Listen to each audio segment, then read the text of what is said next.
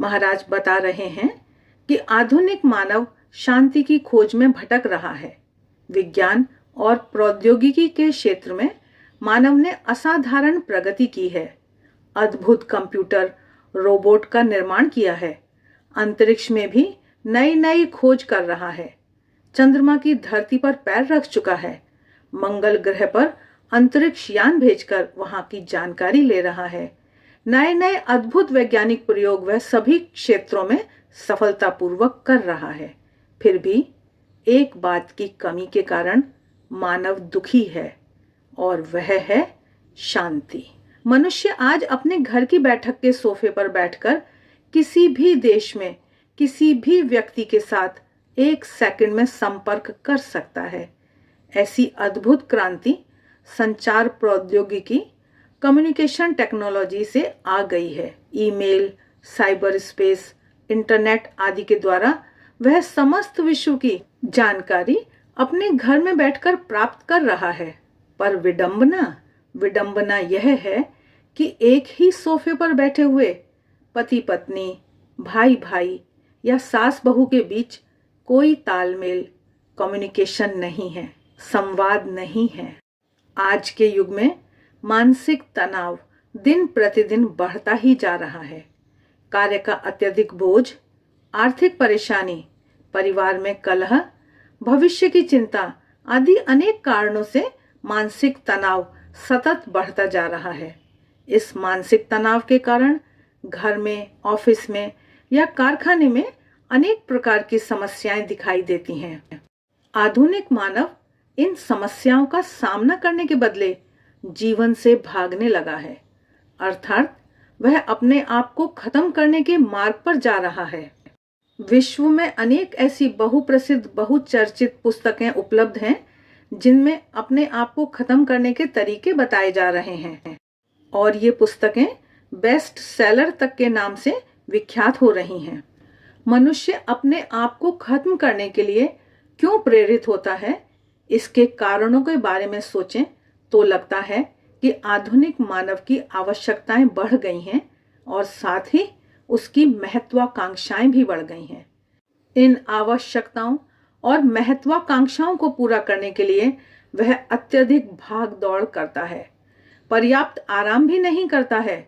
इससे स्वास्थ्य बिगड़ जाता है, मानसिक अशांति और तनाव बढ़ता जाता है, और अंत में वह अपने आप को खत्म करने की ओर प्रेरित होता है। अमेरिका और जापान जैसे आर्थिक दृष्टि से समृद्ध देशों में भारत की तुलना में अपने आप को खत्म करने वालों की संख्या बहुत अधिक है। लंदन स्कूल ऑफ इकोनॉमिक्स ने एक अलग प्रकार का सर्वेक्षण किया था। संसार में सबसे सुखी देश कौन कौन से हैं? इस सर्वेक्षण का परिणाम बहुत आश्चर्यजनक आया था। जिसमें प्रति व्यक्ति आय सबसे कम है, ऐसा बांग्लादेश पहले क्रम पर था, जबकि प्रति व्यक्ति आय जिसकी अधिक पाई गई, ऐसा अमेरिका 46वें क्रम पर, ब्रिटेन 32वें क्रम पर और भारत 5वें क्रम पर था। यह सर्वेक्षण दर्शाता है कि जैसे जैसे आर्थिक समृद्धि बढ़ती है, वैसे वैसे सुख नहीं बढ़ता, वरन प्राथमिक आवश्यकताओं की पूर्ति के बाद कम होता जाता है। स्वामी निखिलेश्वरानंद जी आगे बता रहे हैं कि अत्यधिक विकसित देशों के लोग आरामदायक बिस्तर पर सोते हैं, तब भी नींद की गोली लिए बिना उन्हें नींद नहीं आती है। गोलियों की संख्या बढ़ती जाती है, फिर भी नींद कम होती जाती है। मानसिक तनाव से बचने के लिए लोग विभिन्न प्रकार के ड्रग्स का सेवन करने लगे हैं। रॉबर्ट डीरो अपनी पुस्तक माइंड एंड मेडिसिन में बहुत सुंदर बात कहते हैं। आजकल पैसे से सब कुछ खरीद सकते हैं, किंतु दुख की बात है कि किसी भी केमिस्ट की दुकान में शांति का पैकेट नहीं बिकता है। महाराज बता रहे हैं कि आजकल तो उद्योग धंधों में मंदी, अंतरराष्ट्रीय स्पर्धा, मजदूरों की समस्याओं के कारण भी अशांति व्यापक रूप से देखने को मिलती है।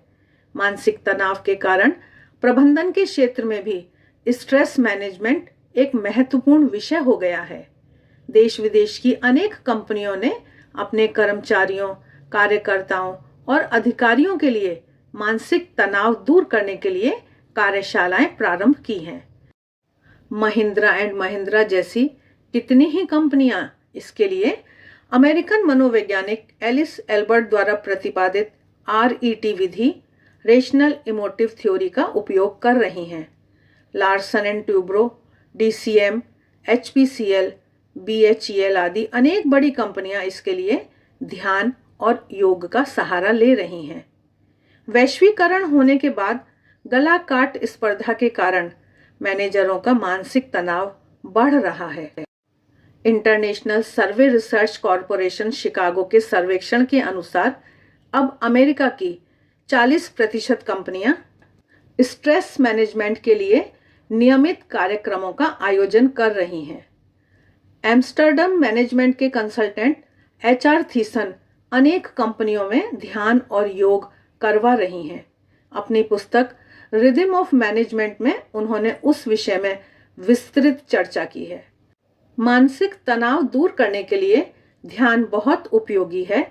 इस विषय में बहुत प्रयोग हो रहे हैं।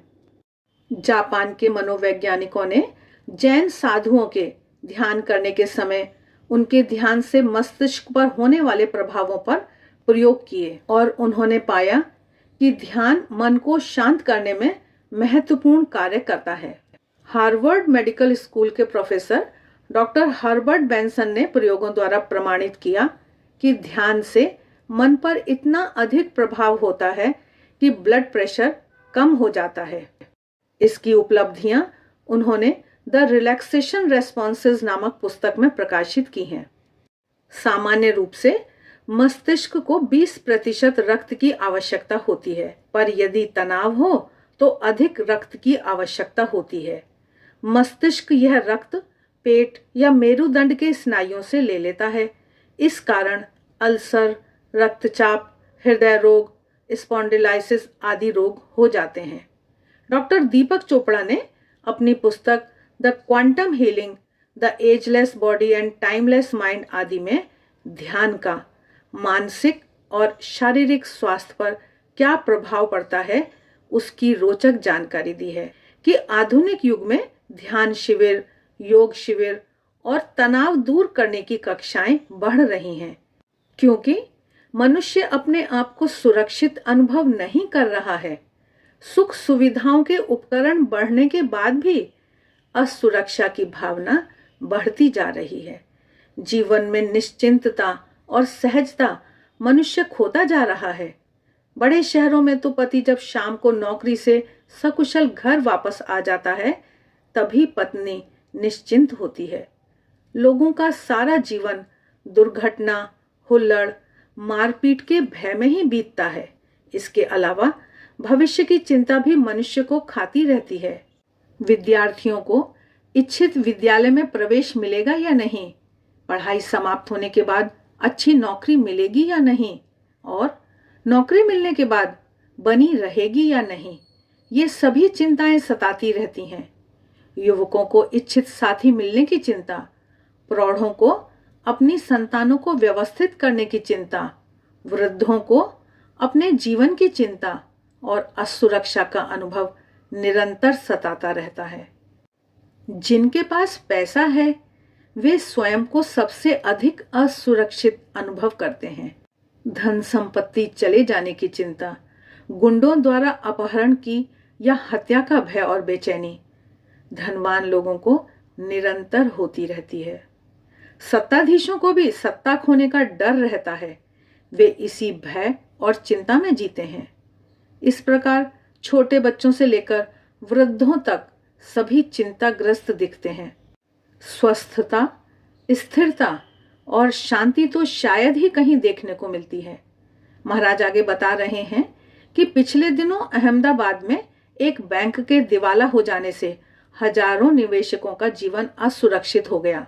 अत्यधिक परिश्रम से पूंजी संचित की थी और यह सोचकर बैंक में ब्याज के लिए रुपये जमा किए थे कि इससे हमारी वृद्धावस्था आराम से बीत जाएगी, किंतु वे रुपए भी अब वापस नहीं मिलेंगे।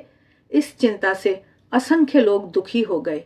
इसी प्रकार शेयर बाजार में मंदी आने से कितने ही लोगों के शेयर में निवेश किए गए रुपए डूब गए और कितनों ने ही इस सदमे को सहन नहीं कर सकने के कारण अपना जीवन खत्म कर लिया। अतः धन पास में होने के बाद भी कोई निश्चिंतता नहीं है कि धन मनुष्य के काम में आएगा ही। धन संपत्ति, सत्ता, मानव संबंध आदि कब छोड़कर चले जाएंगे यह नहीं कह सकते। इसीलिए आज मनुष्य का जीवन सबसे अधिक असुरक्षित हो गया है। ऐसी स्थिति में मनुष्य को सुख शांति कहां से मिलेगी?